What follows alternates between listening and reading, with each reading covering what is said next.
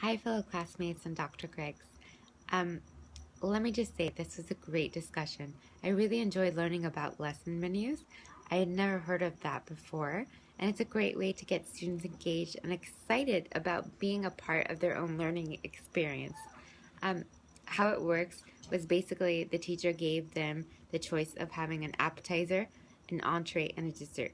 And the appetizer, different literacy skills were addressed, and they got to choose their own appetizer, and then they had a short assessment at the end.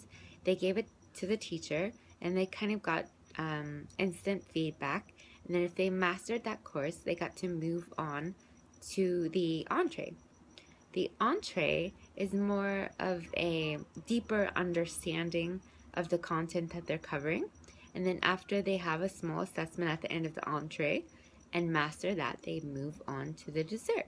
And the dessert is kind of an overview of the entire chapter or the entire content that they're covering.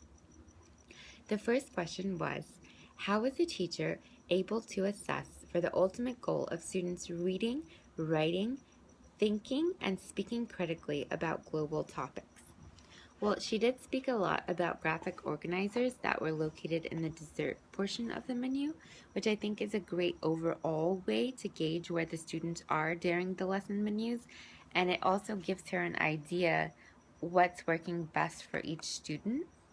And she also spoke about that there were assessments at the end of each course, which is also a great way for her to assess if the students are mastering the ultimate goal, and if they're not, what she needs to do to get them to where they need to be.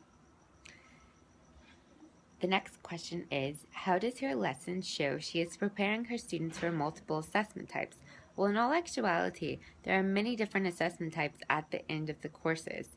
So the students are preparing themselves by taking these different assessments at the end of the courses because they're covering all of the bases. For instance, they might have chosen an appetizer with true-false questions, an entree with an open-ended short writing assignment, and a dessert with a short technology assessment. So they really get the full range of what assessments are out there, and it prepares them for a larger summative assessment at the end of the course or end of the year. How does the student choice play a part of her differentiated instruction?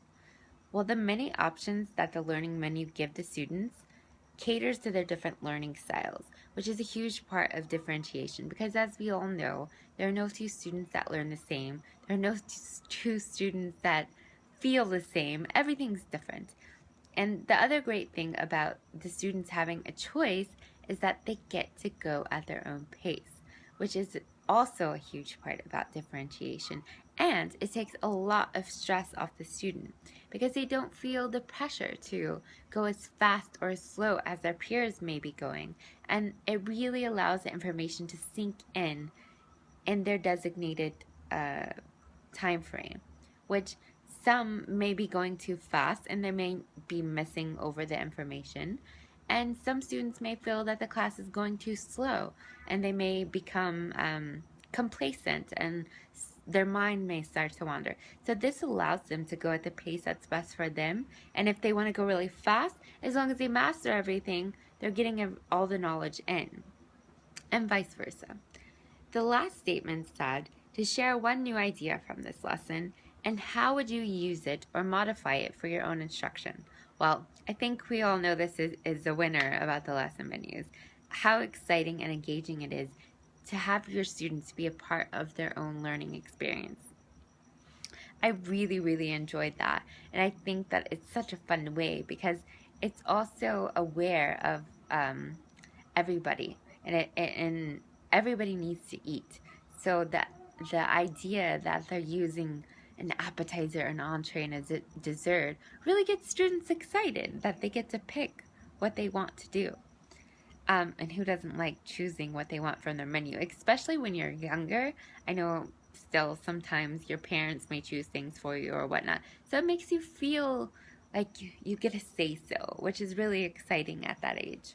I personally like to adapt it to fourth graders because that's what I would like to teach. And I think that it can be adapted to any grade level and also any subject level. I wish you guys the best of luck in the end of the class, and I hope to see you in the next class. Thanks, guys.